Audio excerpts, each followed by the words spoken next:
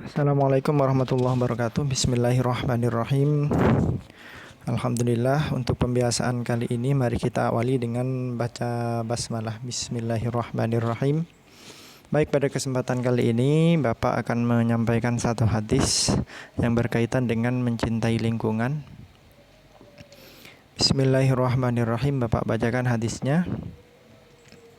Man ahya ardan maitatan falahu minha ya'ni ajran wa ma akanatil awafiyyu minha fahuwa lahu shadaqatun.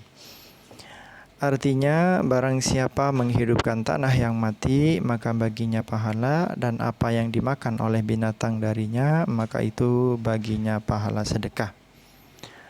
Ini hadis diriwayatkan oleh Imam Ahmad, tapi juga disebutkan juga diriwayatkan oleh Imam An-Nasa'i dan Ibnu Hibban.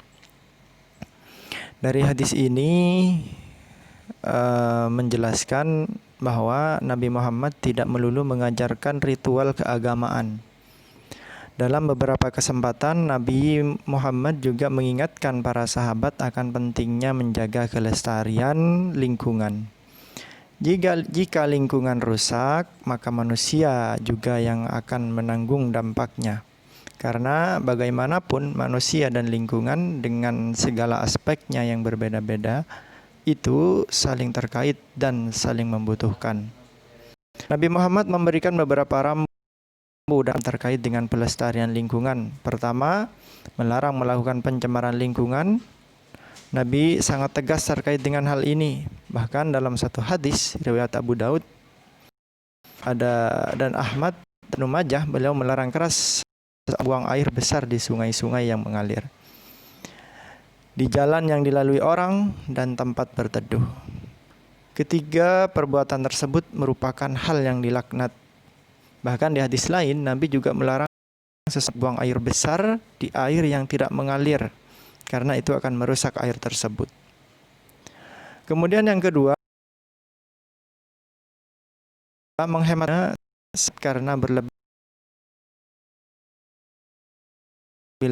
itu air tersedia melimpah. Hal itu membuat Sa'ad bingung dan bertanya kepada Nabi perihal yang dilakukannya.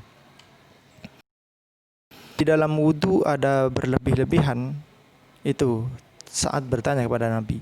Lalu Nabi menjawab, ya, walaupun engkau sedang berada di sungai yang mengalir. Jawab Nabi.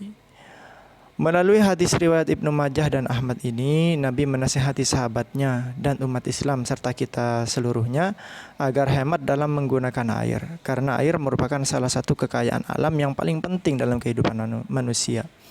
Selain air, penggunaan listrik, minyak, dan energi lainnya juga harus dihemat dan tidak berlebihan. Ketiga, menanam tumbuhan. Dalam upaya menjaga lingkungan, Nabi Muhammad juga menganjurkan umatnya untuk menanam tumbuh-tumbuhan di lahan-lahan yang sekiranya kosong.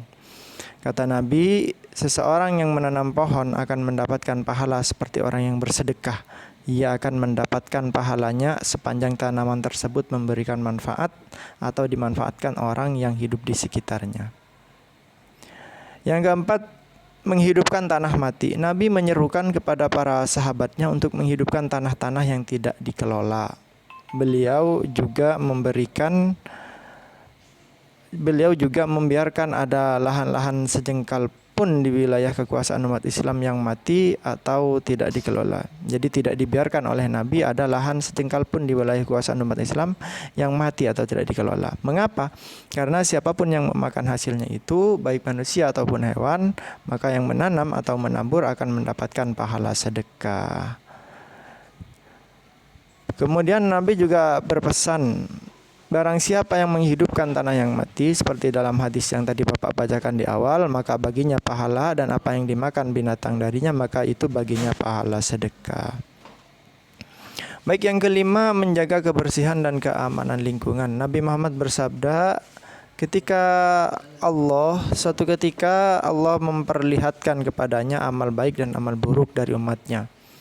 Di antara amal baik yang diperlihatkan kepada Nabi adalah menyinggung atau bahaya dari jalan, sementara amal buruk umatnya ludah di masjid dan tidak membersih. Perbuatan sepertinya ringan tapi sangat dianjurkan untuk dihindari.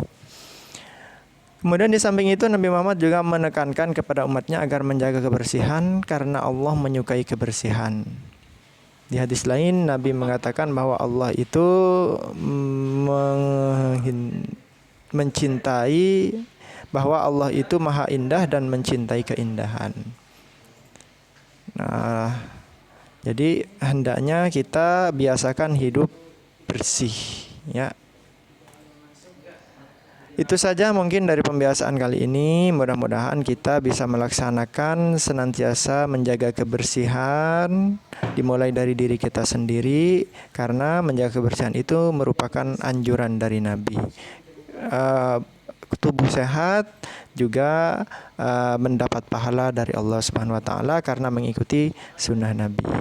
Wallahu a'lam bishawab. Bapak akhiri, assalamualaikum warahmatullahi wabarakatuh.